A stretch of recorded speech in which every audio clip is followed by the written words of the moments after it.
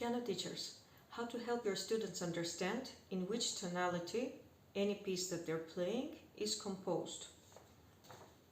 So I usually do this even with my beginner students in their first year of learning piano, as long as they have already learned some basic major scales and some minor scales that have the same fingering as C major scale. So usually what we'll do is, even before starting to learn a piece, we will play that scale in which tonality that piece is written on. So how do we find in which tonality it's written on? Because I'm trying to relate their knowledge from the scales into the pieces that they play. And of course I try to avoid giving them pieces only in C major or A minor. We will look at the key signature,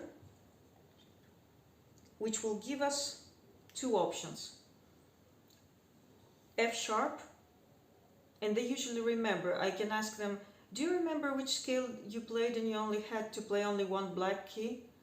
They remember it quite easily because it's the G major, which is after C major, that has no key signature. So this is going to be either G major or its parallel minor, E minor. So the key signature gives us two choices instead of 24 tonalities. How to make sure 100% which of the two tonalities this is in? We always look at the last key on the left hand, always on the left hand.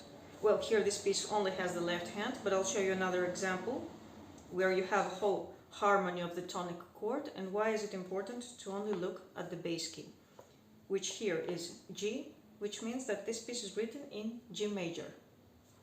So we'll usually play the G major scale and then we'll start learning the piece.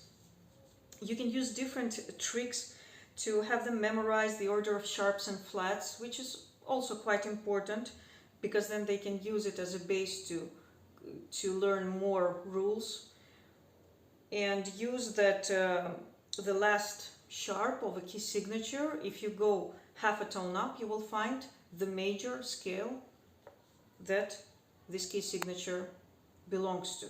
So let's say here is the F sharp. If I move from F sharp half a tone up, I'm going to meet G key, which means this is G major or E minor, which gives us the exact 100% correct answer, is the last key on the bass. But usually I try to correlate the scales that they already have learned with the key signatures before starting to use any other tricks. And also for them to get used to of the different music languages, as I call them. Let's say C major is English and G major is Spanish. So that we don't have to write down inside the piece all the time this key signature, and they don't confuse it with alterations. So let's say another example where we have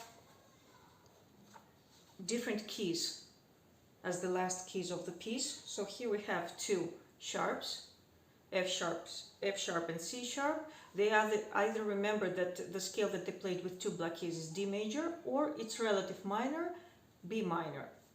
To make sure, we always look at the bass, because the other voices, the other hand, may be playing other keys from the tonic chord, which is D, F sharp and A.